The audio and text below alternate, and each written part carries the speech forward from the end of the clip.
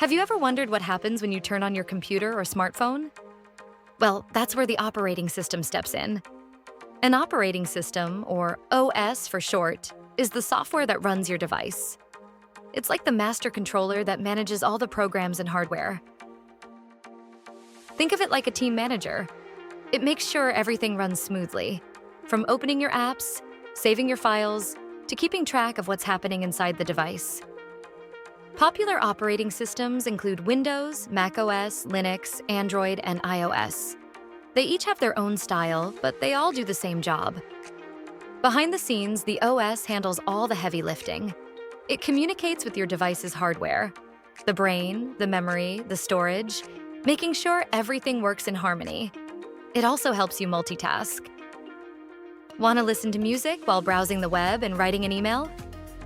No problem.